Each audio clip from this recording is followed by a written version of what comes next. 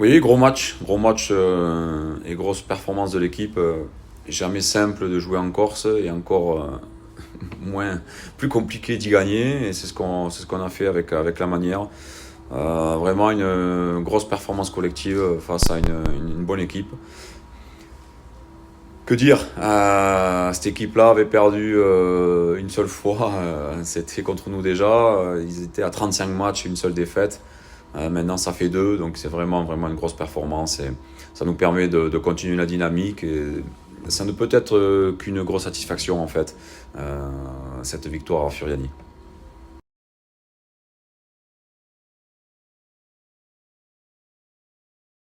Oui, donc une fois n'est pas coutume, quelques incertitudes, hein, puisque on déplore quelques pépins physiques hein, pour Romain Lelevé, Jonathan Rivas, Clément Badin, donc tout autant de joueurs qui sont incertains pour la réception de Chambly.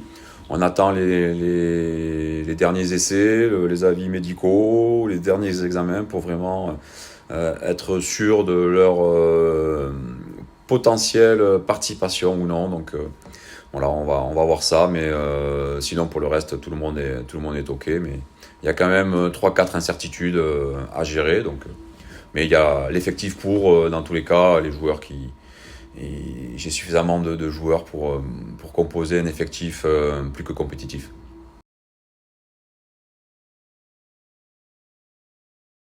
Grosse opposition, pour moi c'est un gros match. Ça devrait être une match entre concurrents directs à la montée, très clairement. Cette équipe-là a un classement bon, qui reflète pas forcément la qualité de cet effectif, de ce groupe. Bon, maintenant s'ils sont là, c'est qu'il y a eu des manques quelque part, mais comme tu l'as dit, hein, sur les 10 derniers matchs, ils sont sur une bonne dynamique.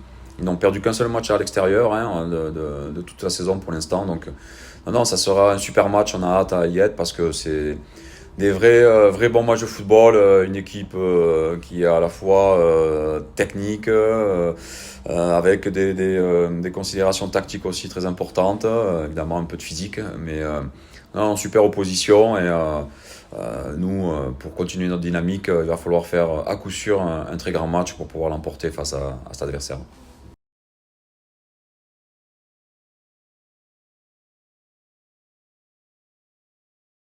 Oui, alors je connaissais pas cette stat, merci. Ça m'étonne pas, même si je pense qu'ils auraient bien échangé quelques matchs nuls contre une victoire ou contre une défaite hein, pour avoir plus de points.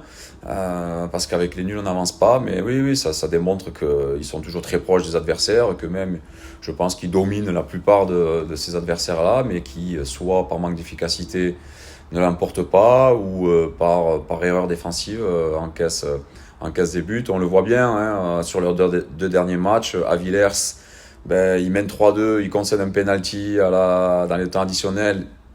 Villers ne le marque pas, mais sinon il serait sorti avec un nul. Et là, à contrario, contre Beauvais, pareil, dans les dernières minutes, ils obtiennent un penalty contre Beauvais.